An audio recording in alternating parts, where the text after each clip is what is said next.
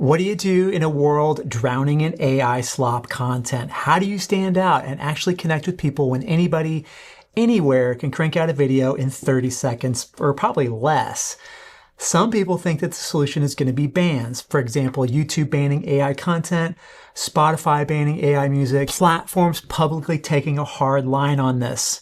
But let's be real, that is not going to happen. Not when there is this much money at stake. If a video keeps you watching, if it keeps ads playing, the platforms don't care whether it was shot with a 7-figure budget or it was spit out by a laptop in 15 minutes. They're going to push it. So the question isn't, will AI content be banned? Because we know it's not. The real question is, knowing what we know about how major corporations will start seeing how much money they can make off AI content, how do you and I, as independent content creators, small business marketers, and storytellers, thrive in this environment where the volume of garbage content is going to explode beyond anything that we've ever seen? And the truth of the matter is, this is actually really nothing new. And this is why I say this.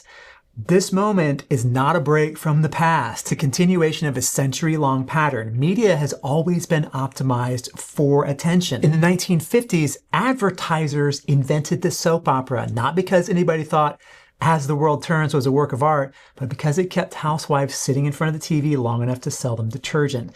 24-hour news figured out that fear was the stickiest emotion. Reality TV learned how to engineer cliffhangers. Game shows pushed bright lights and dopamine rewards and red buttons. Tabloids screamed at you in the grocery store aisle about Bat Boy, aliens, and Brangelina. Porn. It's the most efficient dopamine factory ever built. And behind all of this was the rise of the focus group. For decades, studios, networks, and publishers stopped trusting storytellers and started trusting spreadsheets. They break down a hit movie into its surface ingredients: explosions, women in tight pants, gunfights, cars jumping canyons. The thinking was, if we just replicate those elements and make them bigger, we'll have another hit. Popular media hasn't been about telling good stories in a very, very long time. That's how we ended up with sequels where every Death Star has to be bigger, every car chase has to be louder, every superhero fight has to take up the whole screen with more and more random characters. And yet, the most beloved Star Wars movie isn't the one with the biggest battles. It's Empire Strikes Back. Why? Because the story had real stakes, because the heroes failed in that movie, because the audience felt something. Content by the numbers has ruined modern media, not just in movies, but in books, TV, even journalism. The thing that they don't get is that it's not what we see, it's what we feel. The lowest common denominator of the greatest stories ever told is that they made us feel something. Storytelling has gotten replaced with formula, and now AI is about to do the same thing, but faster and at scale. So where does that leave us? One path is obvious: crank out disposable dopamine content and just join them, right?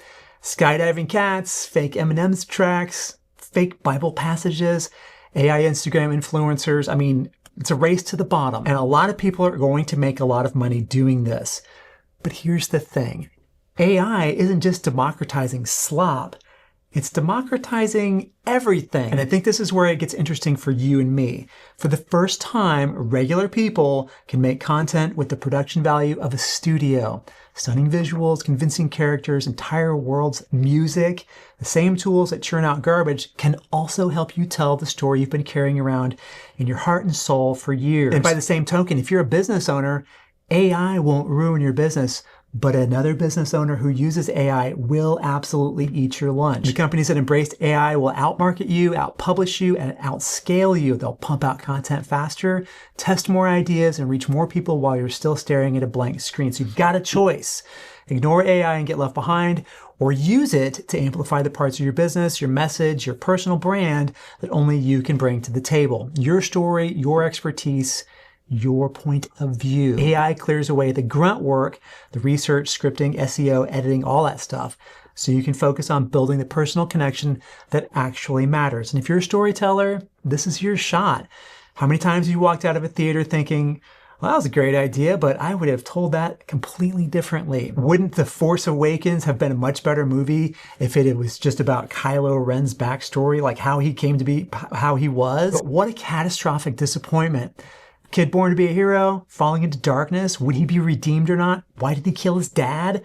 That would have been a very compelling hero's journey. But instead, we got another obscene nostalgia trip, member berries, copy-pasted plots, and Mary Sue girl bosses, but nothing deeper. I mean, Indiana Jones, Alien, Blade Runner, you name it. Predator, all originals that have been sequeled to death, all of the spectacle with none of the heart that actually made those movies great.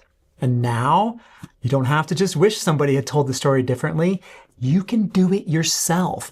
Not with a $100 million budget, not with a Hollywood crew, but with the same AI tools that slop factories are using, but you just aim it in a different direction. This is a once-in-history moment. It's the ability for regular people to create anything that they want, which means the flood of garbage is coming, but so is the chance for truly original voices to break through. So the question isn't whether platforms will ban AI content. They're not going to. The question is, what will you do when you can make anything? Why not use the same tools to create something grounded, human, and real, something that connects with people, something that lasts? That's the fork in front of us. So what are you going to make? I'd love to hear your ideas in the comments. And if AI is going to cause a white-collar job bloodbath, what will happen to remote work? Check out this video to hear my ideas, and I'll see you over there.